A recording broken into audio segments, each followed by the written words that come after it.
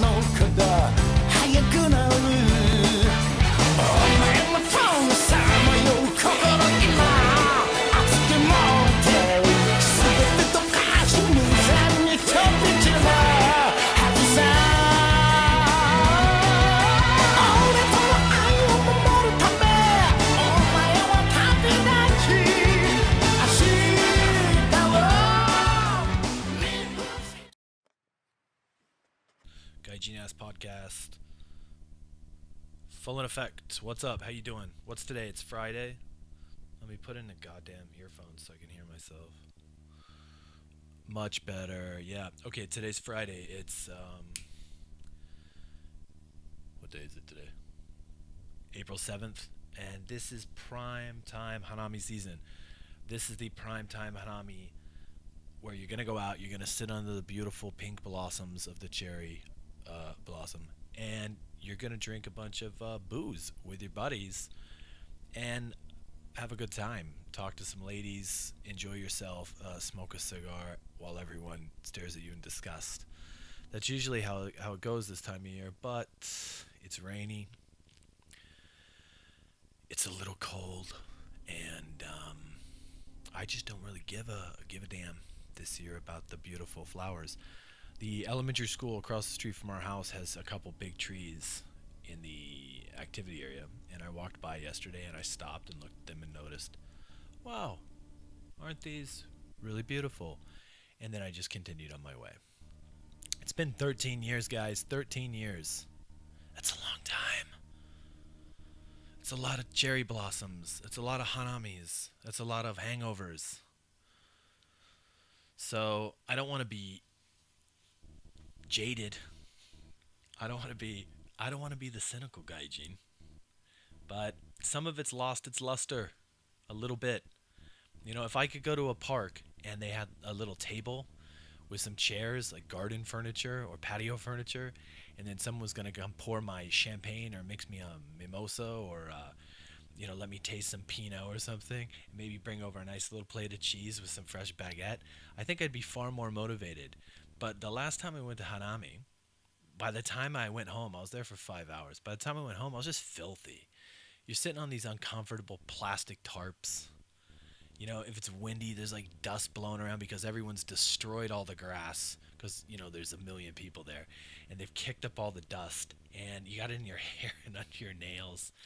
And it's supposed to be this thing, and anyway, it just sucked balls. Plus, the reality is in the past, the whole Hanami experience, a big part of that was trying to talk to chicks. Trying to chat up the ladies. And, yeah, anyway. Or you, like, bring a chick you're working on to the Hanami. She meets your friends. Social proof. And she gets a little lit. You get a little lit. You go home and you do other things.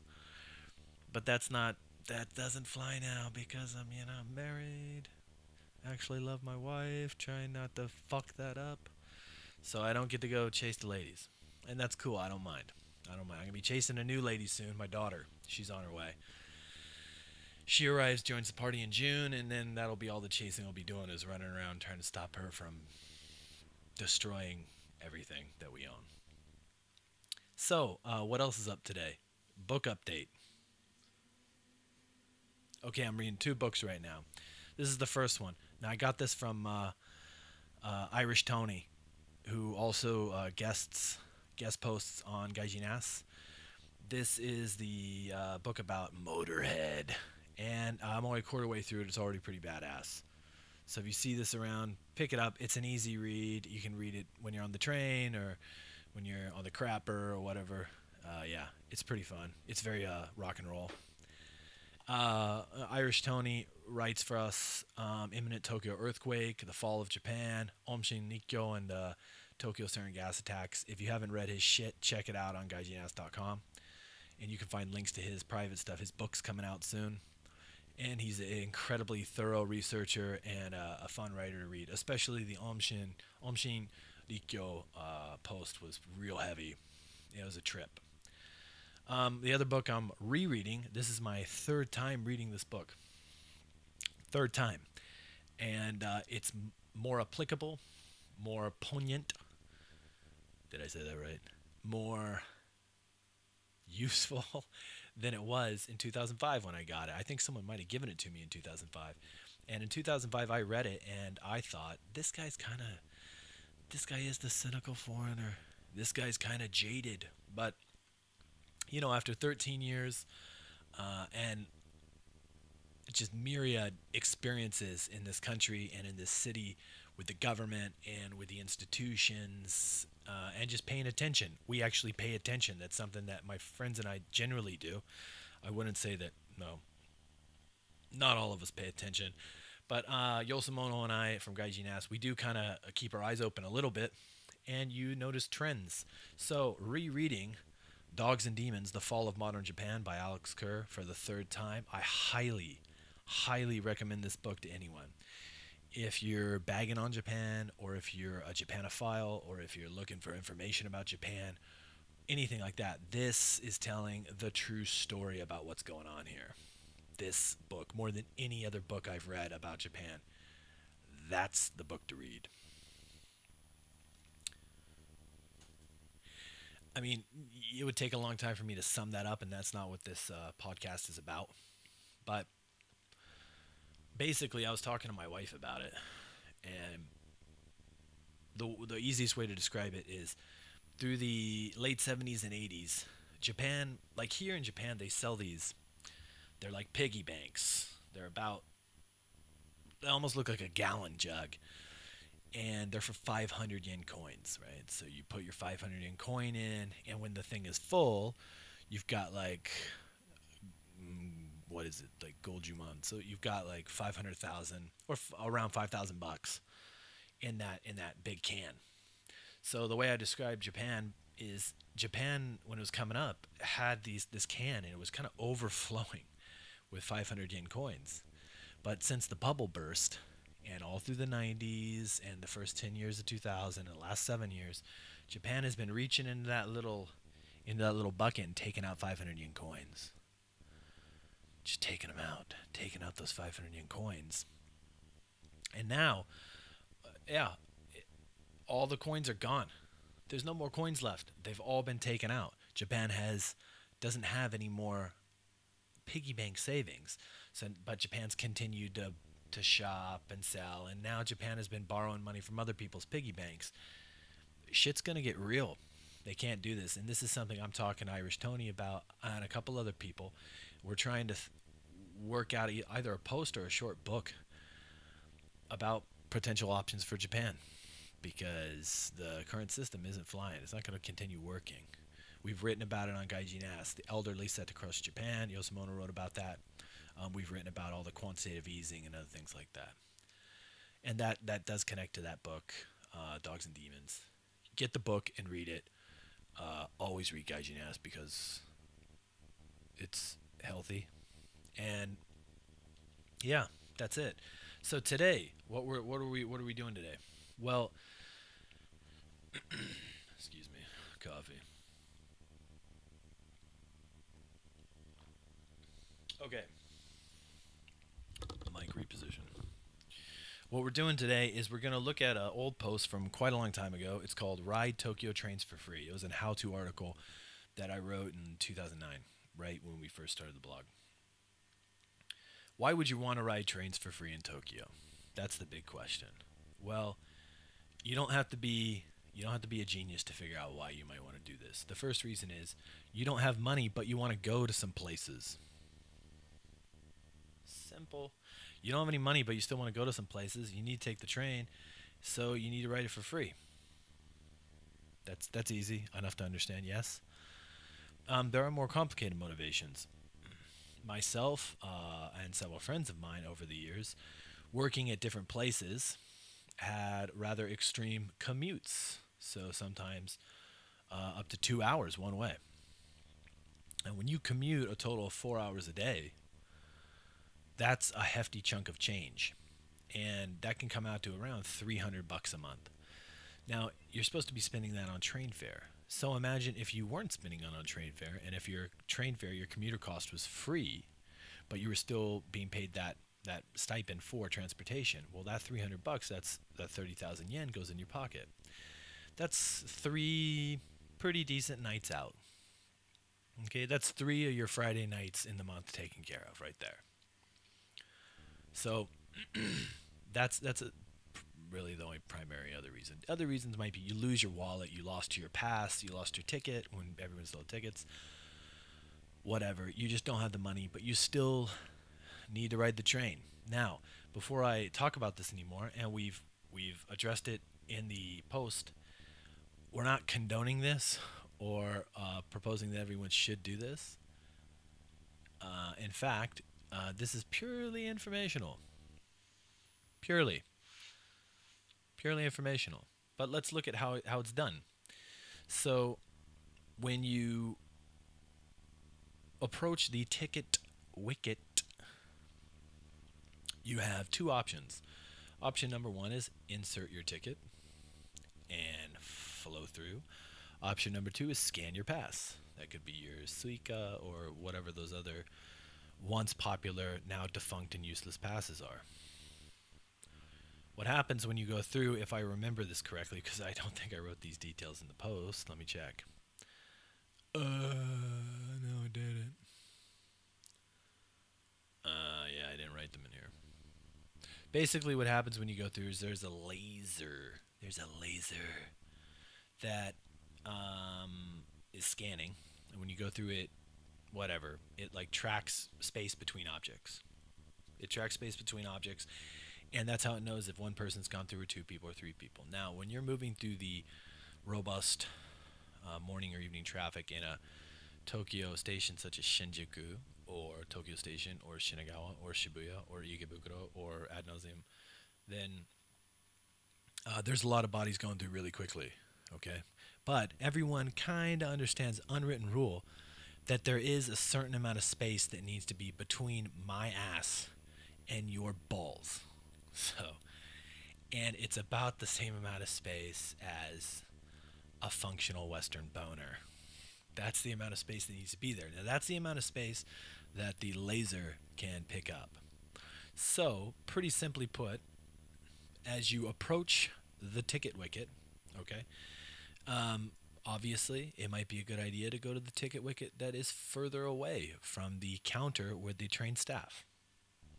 Put some distance between you and the person who can catch you or see you doing something. Take out your cell phone or your wallet or card case and put that in your right hand because you scan on your right side. So just take out something so you're holding something.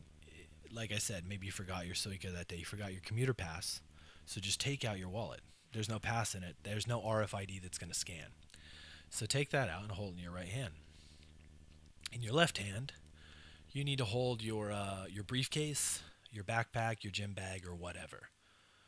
So right hand, you're going to hold some kind of scanning object. Left hand, you're going to hold some kind of baggage, some kind of emotes. Okay. You need to pick someone to follow behind, okay? And I like to pick people to follow behind who are wearing backpacks or they themselves have some kind of luggage. Not on a roller suitcase. You're screwed if that's the case. But like a gym bag or a briefcase or something like that. And it's obviously a lot easier to do this during rush hour. In fact, during rush hour, you could probably run right through the ticket wicket naked with some feathers in your hair. And you'd probably get away with it. But let's say it's not rush hour, okay? Let's say it's like 3 in the afternoon, when a lot of my commuting used to take place back in the day. Now it doesn't. Now I commute around lunch. I come home around 9 or 10 p.m. when I actually have to go somewhere, which I try to avoid because I don't like to go out anymore at all, even to the supermarket. Okay, got your stuff in your right hand. Right hand, you've got your scanning stuff. Left hand, you've got your baggage. Approach the ticket wicket. Now follow closely, about 1 or 2 feet behind the person in front of you. Okay, you want to be a bit closer than normal. Now I said average functional cock size Western man. So, okay, that's supposedly 6 inches. Don't believe the hype. Anyway, you're going to start it at 1 to 2 feet, and then as you reach the ticket wicket, you're gonna gradually condense that space. Da-da-da-da. As you enter the ticket wicket, bring your bag in your left hand forward and gently, keyword gently, make contact with the bag or the coat of the person ahead of you and casually run your useless empty wallet or cell phone over the scanner. This is like a magic trick, okay? So you're going to run something useless over the scanner so people see you do that. So it looks like you're scanning something with your left hand now that you have closed the distance to tip insertion distance. You are going to take your bag and lightly touch the butt or bag or coat of the person in front of you. If you do this correctly, the laser will not pick up the difference between the two of you. You'll look like one object, and you will smoothly flow through the ticket wicket. It won't be a big deal. If you fuck this up, the alarm will go off, and the gates on the ticket wicket will close, or try to close. Now, when this occurs, and it'll occur occasionally, when this occurs, you have some options. When the gate comes slamming closed, you can just walk through it. That's option number one. You can just walk through it. It's not like heavy steel rotary gates like I've seen in New York, or when was it DC Metro had those, I think, and like Warsaw or whatever had something like that. It's nothing like that. There are these very, very gentle little plastic flippers that you can just kick through and walk on through. So you have a couple of choices. Choice number one, and this is a fun one. You can win an Academy Award here if you really go for it. You act really surprised. Whoa, what happened? I can't believe it. Oh, look at your card. Like, oh, what happened? I don't understand. Look at your cell phone, dumbfounded. Kind of look around like a jackass. What happened? I don't know. You could even turn around, shrug to the person behind you. I don't recommend it. They want you to get the fuck out of the way so that they can scan through with their real card that they actually have and then go about their business. Anyway, if you decide to go that route, you have two options thereafter. Look surprised. Option number one, if it is rush hour, just walk on through the ticket gate anyway. Just walk on through. I'm going to go with 95% chance here. No one gives a shit. Everyone wants you to get out of the goddamn way so that the line of commuters behind you can scan through. When the flow of traffic in Shinjuku Station, like a gazillion people, are moving toward the exit, and one asshole screws up the scan, there's 20 people behind them, 100 people behind them, and 500 more people on their way who are planning to use that exact same exit, that exact same ticket wicket. So for you to scan, it goes beep, you didn't do it, and you go, oh, I don't know what happened, act surprised, and then just walk through. Who gives a shit? That's option number one. Option number two, especially if you're cruising around 3 p.m. or whatever, turn around, inconvenience the person behind you, 2 people behind you, go back, and now you can either choose to go to the machine and get a ticket, or you go talk to the guy at the counter. Guy at the counter, we'll come back to that in a minute, because that can be a whole nother set of circumstances that you have to deal with, and there's an art to it. There's always an art, and you're lucky because I can teach you about that. Anyway, so boom, you don't make it, the alarm goes off, you can't get through. Now, you're going to notice this. If you roll around Tokyo long enough, you will be able to spot people who are doing this, and I can assure you the majority of them are not foreigners. They're not. Okay, a lot of the people I spot who are clearly doing this are Japanese, and most of them are ladies. Next, you'll know when someone's writing you. That doesn't sound right, but when someone's writing in your draft, what's that shit called when you go cycling and you're writing your draft, whatever. You'll know, because that suddenly their briefcase is in your scrotum, or they're really up on you. And you can play all kinds of games with that, I'm sure you can imagine. Okay, so there's that. Don't get played, don't let people ride you. You can cheat the system all you want, but don't let them cheat you. Here's some other options, okay? There are other options. And I'm going to tell you why they're not a good idea. Okay, the first option, or first thing to look out for. Let's do that first.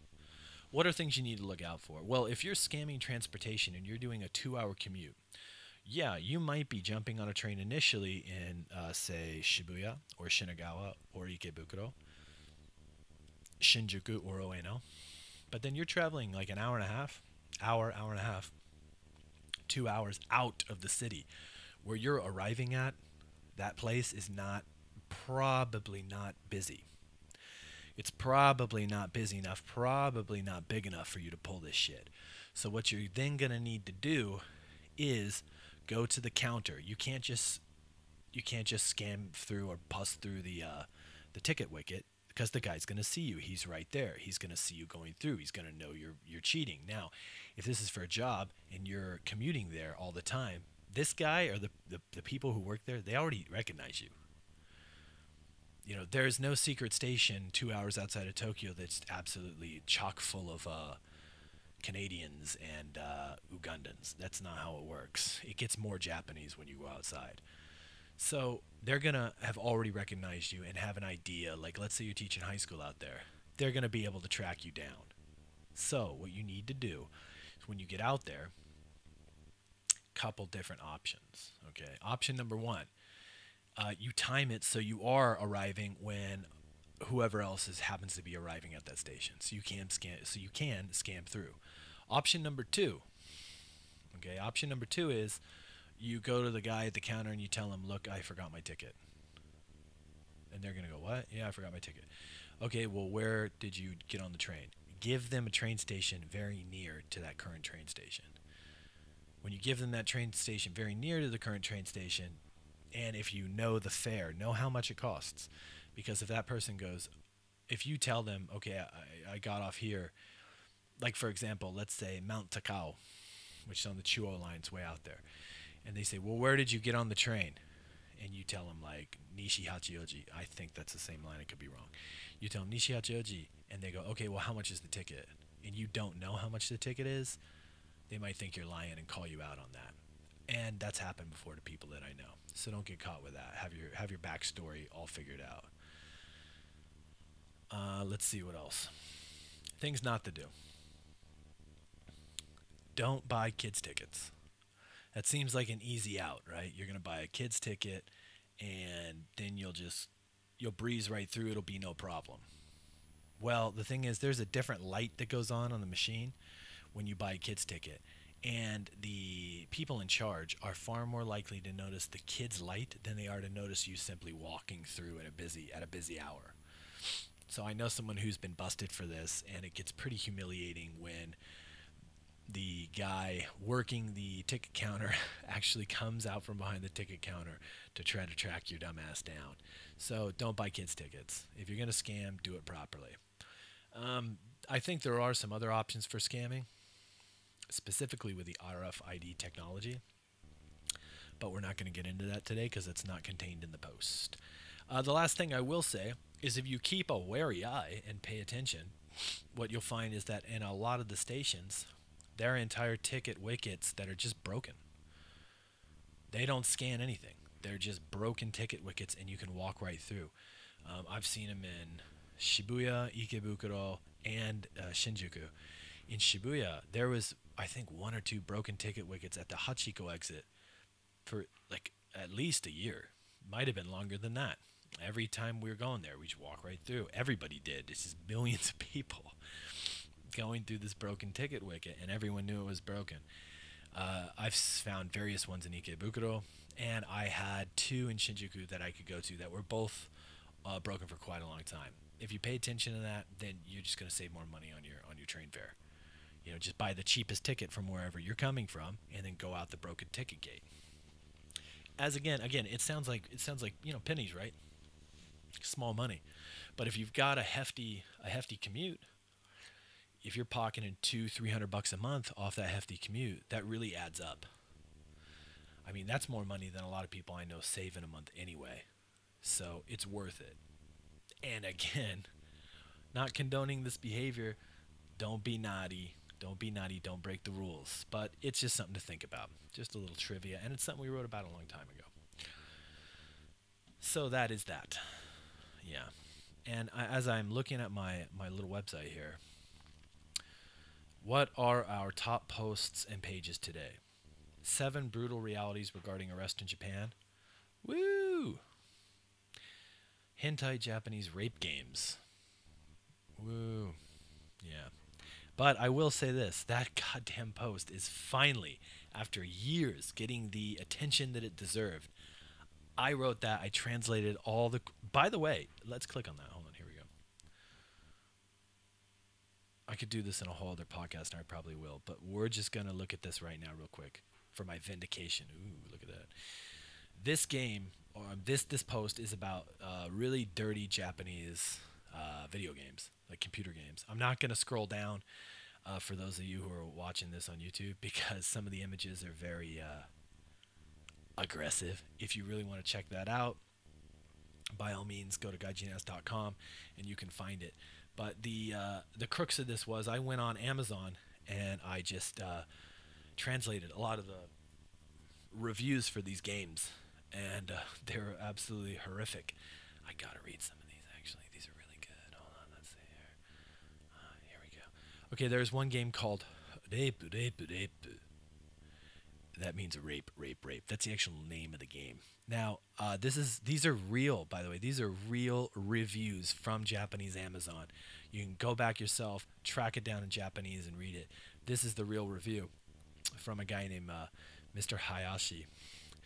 This game is much more kinky than even much more expensive games.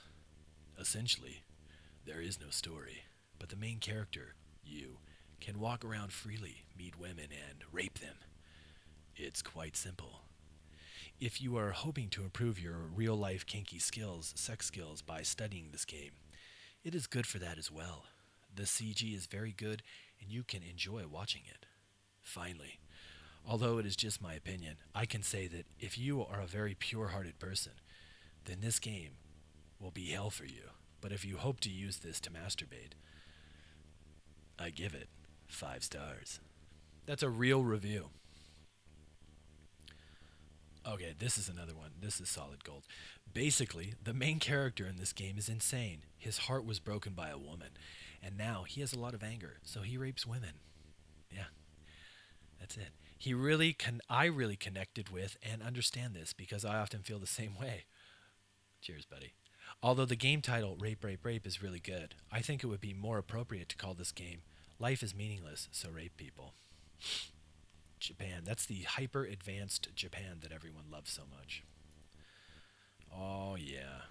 Hanami, robots, and rape games. Alright. We're going to wrap it up. I think that was it for today. Small other points that I'd like to put up here. Let's see. Okay, what do I want to do with this here? Okay. Sorry, guys, I'm typing in here for those of you just listening to audio. Okay, the other thing I did recently, a buddy of mine in Los Angeles, Edgar Reyes, Evil Ed, he and I did a really little slapdash collab, and we came up with some t-shirts and stuff for the summer, because summer's fucking boring when you're wearing the same old clothes, like me, like it's boring. So we wanted some cool shirts. So we put up a little website called savagegaijin.com. That's www.savagegaijin.com. And we got some t-shirts and whatnot on there. So these are all original designs. Like we've got Raijin, that's my little tattoo here, you'll see it sometime. Raijin surfing. We got this bad boy guy here, kind of a samurai type dude doing an ollie over Mount Fuji. We got the I Heart Manko, I love pussy t-shirts. We've got a dinosaur surfing with a fucking laser gun. Come on. Come on. Who doesn't want a dinosaur surfing with a laser gun? On the Dynami, by the way. So, anyway, savagegaijin.com. Go check that out. Buy a t-shirt because we made them and they're cool and kind of tacky and fuck everyone. You know, buy a t-shirt, throw us some support and be cool. If you have any cool t-shirt designs, hit me up on the Twitter for that. Last thing I'd like to address, guest posters. Gaijinass.com, our traffic's increasing. We're getting more attention, and we're looking for more guest posters. So how it works is you hit us up on the Twitter, so that's at GJS. Hit us up at GJS, or you can hit us up on the Facebook. Our Facey account, I think, is something slash GJS. Yeah, and also I'm on IG GJS. So whatever, send me a DM me, give me a message, and just say, hey, I'd like to guest post for you. Here's my idea. I'm not going to say no as long as it's kind of vaguely connected to Japan. It's good to go. You write it up, you give it to us, we kind of format it, check it for spelling mistakes and whatnot, and then we put it up. If you get highly motivated after a guest post or two and you want to become a contributor where you can actually sign in and develop your own content at your own speed and contribute regularly, that's also an option as well. So if you're out there and you're looking for fame and fortune, you got to bug up your ass, you want to write some stuff, you want to tell people about the Japan that only you know about, then hit us up. Let's get started. Otherwise, my last piece of business today is I need to give a shout out to Alex Banana. Yeah. Yeah, 2 words, Alex Banana on YouTube. So, because I'm such a goddamn idiot and I've been punched and kicked in my head and face and I've drowned my brain in alcohol, I'm dumb. So, it's difficult for me to figure out the technology, and I'm not good at it. And I get gorilla angry. I want to smash everything and shriek into the ether. So for me to set this up, the microphone audio recording, the movie doing a video of me, and then having my face there floating on the screen. See, my face floating on the screen. That's my technical acumen. For me to figure that out, I had to look for a video, and the first one I found was by this kid, Alex Banana. I don't know how old he is or she is, but anyway, cool video, Alex. Thank you very much. It was very, very straightforward, and I was able to throw this up and make this little podcast video about how to cheat the Japanese railway station system. So thank you for your support, Alex. You're good to go. Okay, that's it. I am about done, and we'll catch you guys later. Thank you very much. Gaijin Ass is signing.